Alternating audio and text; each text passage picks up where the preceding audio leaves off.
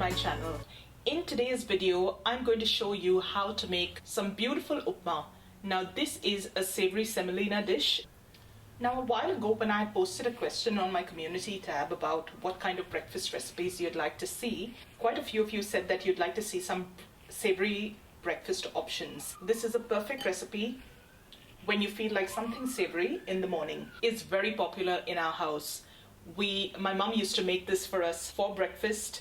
Sometimes she'd also whip this up as an after-school snack. Of course, if you're making this for children and the littles are sensitive to a spice, then I would adjust the amount of chili used. But this is a wholesome dish. It's healthy, it's filling, and it'll keep you going through the morning. Let's head on over and take a look at what are the ingredients required for this recipe. As always, I'm going to leave a link to the complete recipe down in the description box below just for you. Here's what you're going to need to make the upma. We're going to start off with semolina. This is half a cup of coarse semolina. You can easily find this at any Indian grocery store. Some of the mainstream supermarkets also carry this now. I'm going to use one small onion. I'll use a portion of this tomato, about a third of this tomato, don't need too much of it. A small piece of ginger, a couple of green chilies. You can adjust the amount of chilies you want to adjust the spice level in the dish. I'm going to use a few curry leaves. I've got some turmeric powder here. I've got some whole mustard and cumin seeds, some salt, some sugar, and some cooking oil. I'll take you over to the stovetop where we can start putting this together. I'm also going to use about a quarter cup of green peas in today's recipe. Now you can, apart from peas, you can also use some potatoes if you'd like. If you add them straight away, there is a chance that the potatoes may stay raw because the rest of the ingredients cook up really quickly. When I use potatoes, what I do is I chop them into small cubes and fry them off first so that they cook well, and then add them to the upma. The first thing we're going to do is roast the semolina. When you roast the semolina, your end upma doesn't become a stodgy mess. The grains stay nice and fluffy and almost individual. It also adds a really good flavor to the dish. So I've got a dry pan here over some medium heat. I'm just going to lightly toast off the semolina. You'll notice that you get a nice nutty aroma once everything has heated up, and the color will have changed ever so slightly. You don't want it to go brown, but you just want it to get a little toasted. Keep stirring it constantly, because otherwise the portion of the semolina that's on the surface of the pan will brown and burn off faster than the rest of it. If you're making a dish like this for breakfast and everyone's usually in a rush in the morning, you can do this step the previous night. Or if you meal prep over the weekend or on your day off, you can also do this ahead of time and let the semolina cool down completely and then store it in an airtight container. You can see that it has started toasting off nicely, and I can get a nice nutty aroma from the semolina. I'm going to turn the gas off and immediately take this off into a bowl.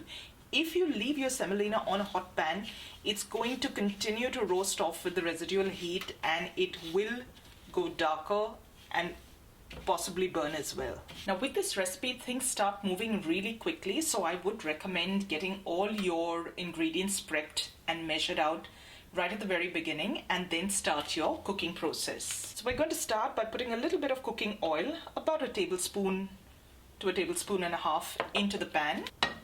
Now once that oil has heated through, I'm going to add in the mustard seeds.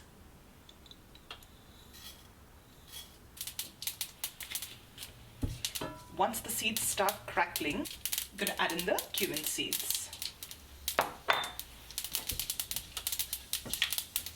Now with those sizzling as well, next stage are my curry leaves. I've got about 5 to 6 curry leaves here.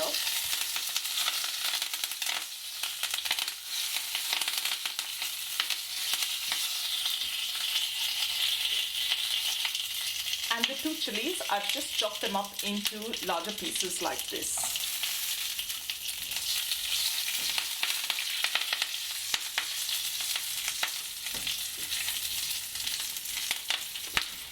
Next in is my 1 onion that I've chopped up.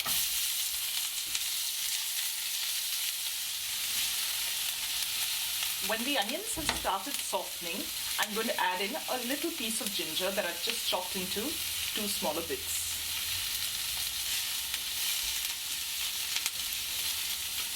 Using a piece of ginger like this infuses a subtle ginger flavor into the dish. So don't use grated ginger here or ginger paste. Just put in a couple of chunks of ginger. Okay, the onions have softened and started developing a little color. Next in is my turmeric powder. Let that fry off for a few seconds. And now in goes that roasted semolina.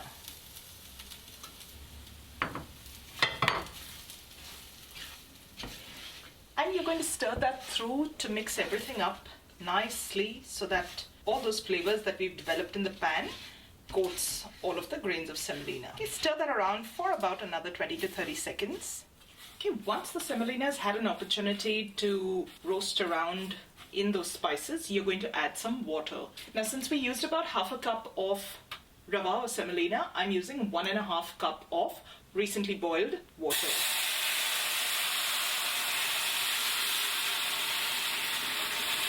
So this is warm water that I've added to the pan. And I'm going to gently stir that around. At this stage, season it to your liking. I'm going to add a little salt to taste. I find that semolina tends to take in a lot more salt than other vegetable dishes. I'm going to add the peas. If you're adding your potatoes, fry them ahead of time and add them at this stage as well. And I'm going to add a little bit of tomato.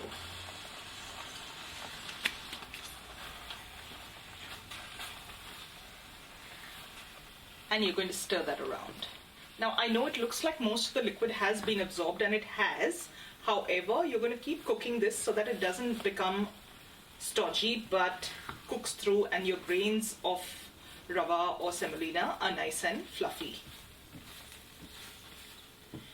I'm using a steel pan, and this is a hot plate style of cooker, so it cooked up, so it tends to stick a little bit to the pan, but I don't worry about it too much. Comes off easily enough in the end. Now this is optional, but I like to add a light sprinkling of sugar over the top.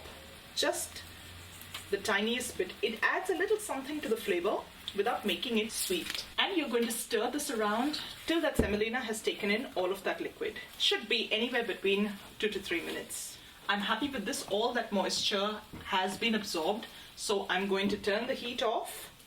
So I'm just going to pop a lid on and set this aside for a couple of minutes. Well, it's been a couple of minutes, and I'm now going to carefully open that pan and give it one last stir. And like I was telling you, a lot of what has stuck at the bottom of the pan also just comes out with all of that residual steam and heat. You're now ready to serve up. This quantity, I feel, it makes enough for 2 breakfast-sized or snack-sized portions, and that's how simple it is to make some upma. Serve this piping hot with a nice hot cup of tea or coffee, and it makes a beautiful breakfast or even an afternoon tea. I hope you enjoyed today's video. If you did, don't forget to give this video a thumbs up and share it with family and friends that you think might like it. If you haven't done so already, please subscribe to my channel, and once you do that, click on that little bell icon right next to it so that you get notified every time a new video gets uploaded to my channel. Thank you so much for watching today. I'm now off to enjoy this beautiful bowl of upma with some piping hot coffee. And I'll see you really soon with another delicious recipe. So till then, take care. Bye.